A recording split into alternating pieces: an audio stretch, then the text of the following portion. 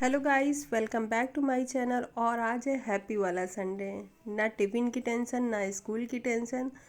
तो हम लोगों ने सोचा कि वॉक करके आते हैं, हस्बैंड, मेरे बेटा और हम तीनों लोगों ने वॉक करने के लिए सोचा।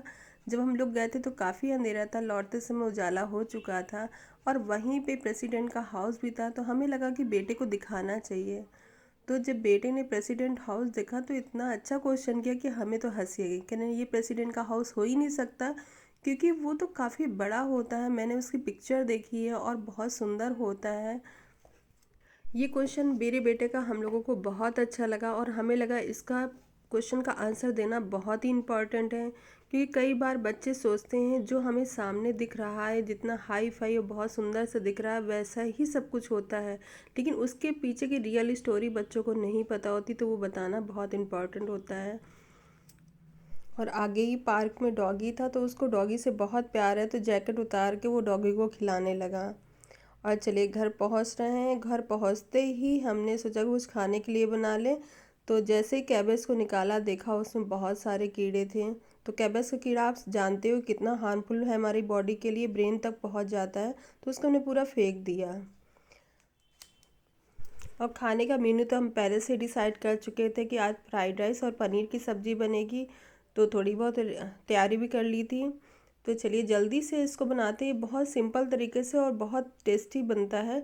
तो इसमें हमने वेजिटेबल ऑयल डाल के पहले ही सॉल्ट डाल दिया है और उसमें लौंग और जीरा डाल देंगे और साथ में सारी वेजिस डाल देंगे। और इन वेजिस को तब तक पकाना है जब तक कि ये सॉफ्ट नहीं हो जाती हैं।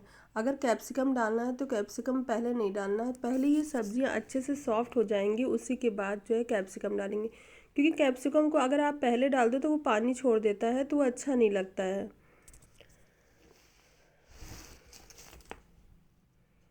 जब ये थोड़ा सा सॉफ्ट हो जाएंगी तब इसमें अदरक लहसुन, ये सबसे लास्ट में तो कैप्सिकम डाल दिया।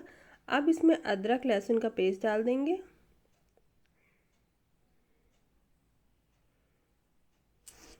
और अदरक लहसुन पेस्ट डालने के बाद ये फ्राइड राइस मसाला ये घर का ही बना है, साथ में रेड चिली भी डाल देंगे। और इसको अच्छे से मिक्स करने के बाद उबले हुए चावल इसमें डाल देंगे और बातों बातों में हमारा फ्राइड राइस भी बन जाएगा। और बच्चों को ये बताना कितना इम्पोर्टेंट होता है कि जो हमें दिख रहा है कि आज वो इस पोजीशन पे है, उसके पीछे कितनी मेहनत लगी होती है, कितने अचीवमेंट होते हैं, उसके बाद जाके ये पोजीशन हमको किसी को भी मिलती है। जो हमारे प्रेसिडेंट हैं राम गोविंद जी, जिनको आज हम इस पोजीशन में देखते हैं, अगर उनकी बचपन की स्टोरी देखते हैं तो जब वो 5 इयर्स के थे तो घास की झोपड़ी, घास का घर था उनका, उसमें वो उसमें आग लग गई थी और उसी में जलकर उनकी मदर की डेथ हो गई थी। मात्र 5 इयर्स के थे। और सब भाई बहनों में 5 भाई बहन थे, सब भाई बहनों में सबसे छोटे थे। उन्होंने कैसे पढ़ाई की होगी, कैसे ये वही समझ सकते हैं कैसे उन्होंने स्ट्रगल किया होगा, इस पोजीशन में पहुँचे होंगे स्ट्रगल के बाद।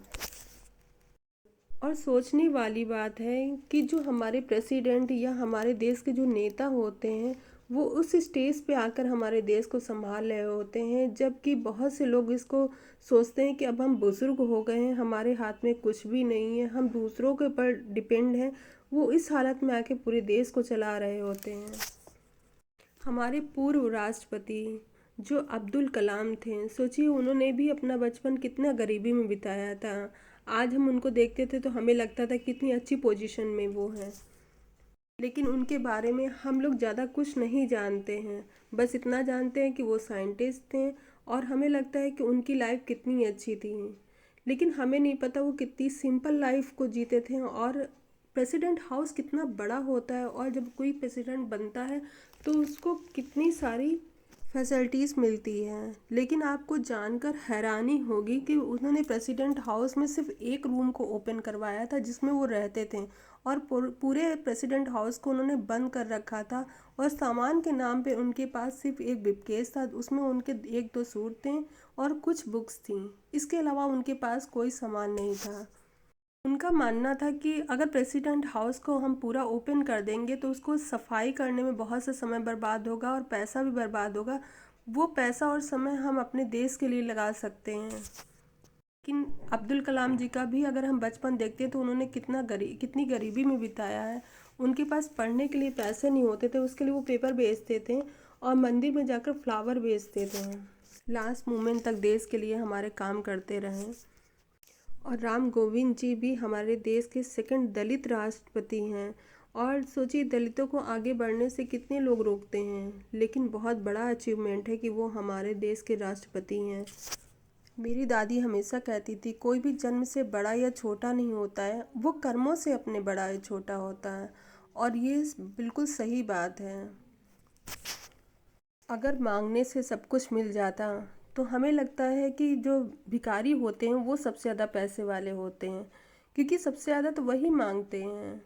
लेकिन आपने देखा, भिखारी भिखारी ही रह जाता है, लेकिन जो अपने कर्मों पे विश्वास करते हैं वही आगे बढ़ते हैं। और कर्म भी सही दिशा में होना चाहिए, कि पता चला आपको जाना है पूरब में और आप पश्चिम की तरफ जा रहे हो, तो ये दिशा तो वैसे ही गलत हो गई। तो चलिए, बातों बातों में हमारी करी भी बिल्कुल रेडी हो गई है। और इसमें थोड़ी सी क्रीम या मलाई भी डाल देंगे। और जो भी आपके पास मसाला हो, मीट मसाला हो, ये जो भी मसाला हो वो डाल देंगे। और जब ये बॉयल होने लगेगा तो इसमें पनीर भी डाल देंगे। और ये बात बहुत सच है कि जीवन में कुछ भी मांगने से नहीं मिलता है, उसके लिए हमें बहुत मेहनत करनी पड़ती है।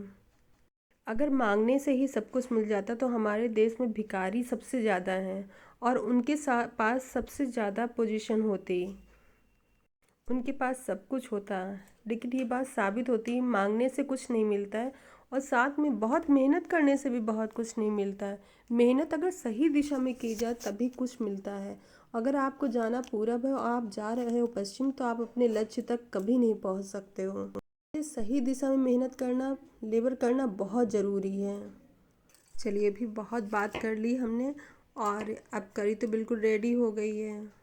और मेरे हस्बैंड ने बेटे को बहुत अच्छे से समझा दिया, उसको समझ में आ गई है। और चलिए, हम लोग ने खाना खा लिया और वेदर भी बहुत अच्छा हो रहा है। सब अपने अपने काम में लग गए हैं। अब शाम का देखा जाएगा कैसे क्या करना है। तो मैं भी थोड़ी देर रेस्ट करूँगी, उसके बाद उठ के काम देखूँगी।